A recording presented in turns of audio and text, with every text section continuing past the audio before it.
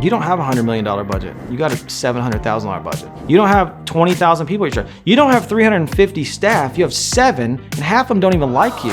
So it's not going to be that easy to do all the things that you're trying to copy to begin with. So it's like, know your role. If you want a franchise, call Subway, because they just hand them out like candy. But what you're called to do is craft something unique, something custom in your neighborhood, among your actual community. Again, not the word, but the people that you're supposed to do life with and serve and lead and challenge and push. That takes work, and I don't think that can be franchised. I think it's got to be custom built.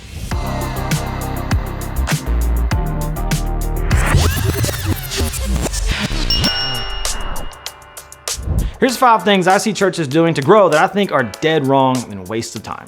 Number 1, trying to start campuses from your online ministry. I think that's dead wrong and a waste of time because I think they're 2 different avenues of connection and growth. And we sell this as churches. Hey, watch online. It's easy. Just roll over, grab your coffee, get out of bed, stay in your PJs and watch that. And then what also comes, and that's how YouTube even exists, is that when you don't like something, you can move on. That's how I know online ministry isn't even church, because you're not submitting under a pastor to say things to you that don't feel good, but you need to hear. That's why online church can never actually be church. It can just be preaching. You've now trained people to just consume content 100% preference-based. And by the way, they are not watching all 45 minutes of that sermon. They're watching 18 minutes over the next 18 days in 45-second clips. Stop lying to yourself.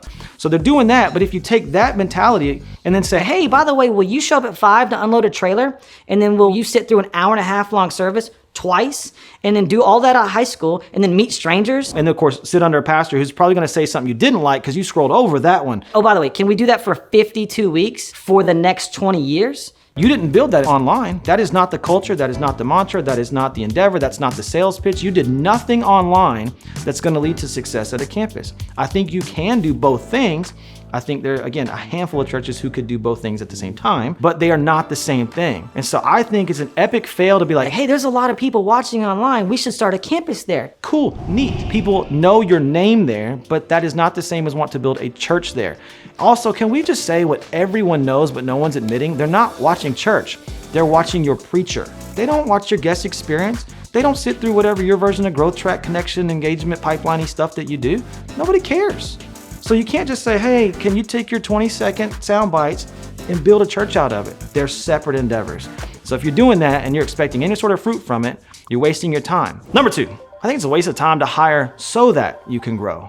I think you hire as a response to growth. Yes, I do think, for example, if you're gonna start a campus, I think you need a campus pastor. I think it's really helpful to have a face and a name, not just a role, in that position before you even launch a campus or even put it on the calendar. I feel like a lot of people are hiring, hey, listen, if we just go ahead and hire 5 or 10 more people in faith, that's gonna lead to growth. Why? Just put all of the success that you think is gonna happen on what you perceive to be is a missing link.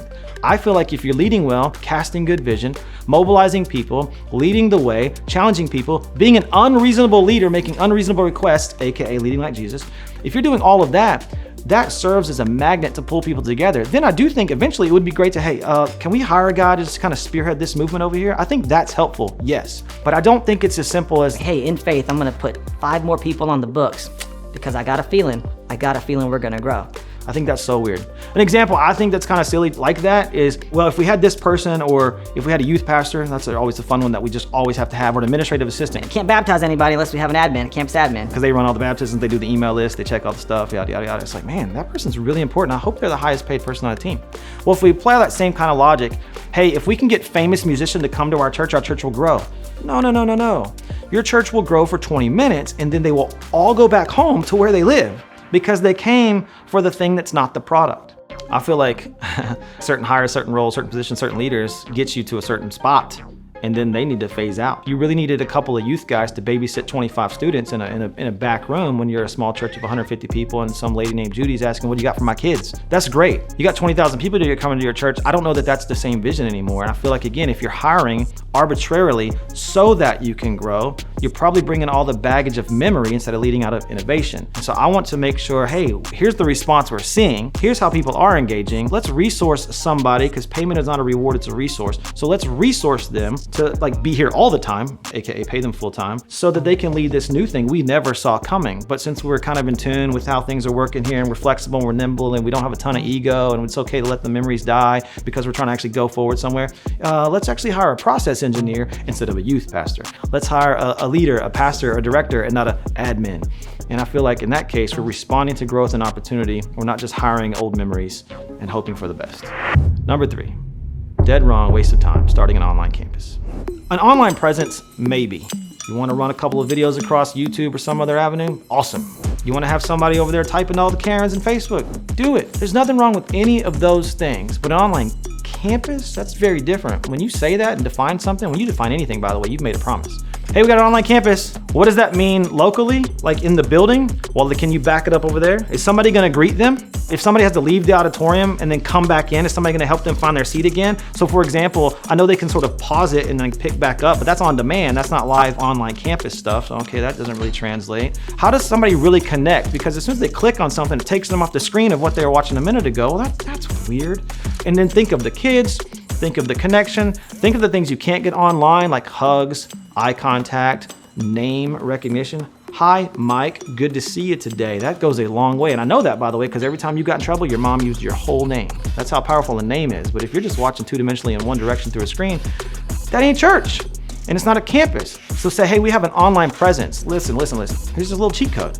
Do all the same stuff you're doing. Just call it an online presence. And that way, when it sucks and people can't connect and your back door is far bigger than your front door, then that's fine. But at least this way, you can let it crap out because you didn't have a campus, you had a presence. And it's okay, your presence has left this place, as it probably should. So I think starting an online campus is a big waste of time because you made a promise you can't actually hold to. You haven't really grown and scaled what you have in a physical form at a high school, at an overpriced, oversized building that's not full now. I don't know why simply digitizing the thing is somehow gonna make it any better. I think it just sounds good. I think it sounds easier and more controllable, but it's not. You're just throwing crap out into the air. And again, that's fine if it's a presence. Hey, here are some resources that may encourage you, may challenge your faith. But it ain't church. Therefore, it's not a campus because it's not really a place to get connected. It's a place to be informed. Number 4, the things that I see churches doing, I think are dead wrong, waste of time, is asking what other churches are doing. To me, that's the blind leading the blind. To me, I feel like you probably don't understand the actual competition that you have. It's not other churches. I think the competition for almost any industry for that matter, especially in church, is not another in the same industry, but it's the things that require time, value, energy from essentially your customer, the end-based user of whatever it is that you do. I think the competitor for church world is YouTube, Netflix, Disney Plus. Actual community, not just throwing the word community out all the time. But by the way, the more you have to say something, the less you probably know about it. Stop casting vision, because if you had vision, you wouldn't have to say, I'm gonna cast vision. Like, have you ever said that to your kids? Hey guys, let me cast vision for our family vacation this year. You've never said that, because you just told a story of what actually is vision. So same with community. And so I feel like when you don't know your actual competition, you start making crap up that doesn't make any sense. And the only thing you know how to do is like, they kind of are trying to do what I'm trying to do. What's that church doing? Oh, we're supposed to like pre-record a Christmas service? No, I didn't know that, but that big church over there did. I guess we should do that. I think there's something to be said for inspiration, being challenged, looking at like maybe a pace setter. Totally get that.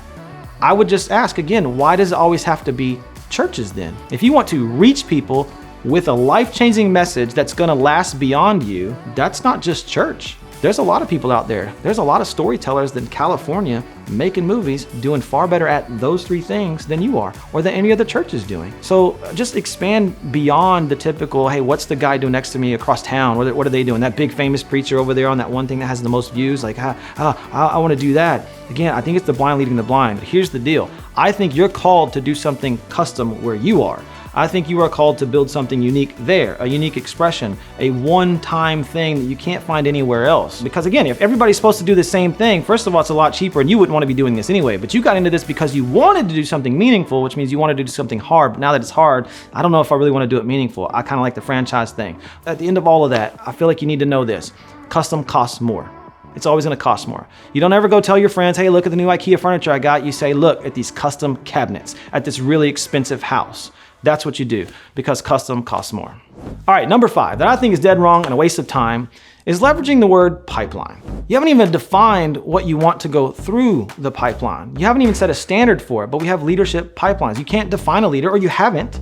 You just said we need more of them. Of what? Well, like people. Well, so you can get more people, but is that a leadership pipeline? Well, you know what I mean, Sweb. It's like where you get people together and you teach them a lot of stuff. Okay, so a class makes leaders. Well, no, you know what I mean, man. It's like where we put them through like a growth track, life track thing. It's like a process. Okay, but again, your metaphor is off, which is why you can't answer that question correctly of what a leader is. A pipeline carries things. So I'm from Texas, where we have a lot of pipelines. You're welcome.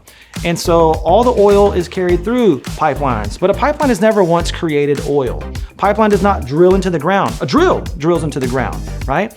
And a pipeline carries things. I think having a pipeline and a process for moving leaders or people through a process of growth, I think that's fine. But at the end of the day, a pipeline does not make a leader. So I feel like if your metaphor is off, then your mindset's wrong. If your mindset's wrong, your mechanics are going to be wrong. And so you're going to start doing things that don't actually line up with what the end result is supposed to be, because again, you're thinking about the wrong thing. Well, so it's just semantics. I don't know if it is. If you need a new name, call it a foundry. Forging is probably another good word, but that's what you want. So when you need leaders, you can't just go find them and throw them into some pipeline and assume it's going to come out on the other end. That's information. That's classes. But classes have never built a leader ever. Books have never built a leader. Handbooks have never built a leader, nor a campus for that matter. Stop buying How to Build a Campus handbook. And so you're wasting a lot of time focusing on what you think is going to happen, which by the way, probably goes back to you just copying it from some other church and you didn't put the effort in to build what it is that they built. So first I'd say build a leader.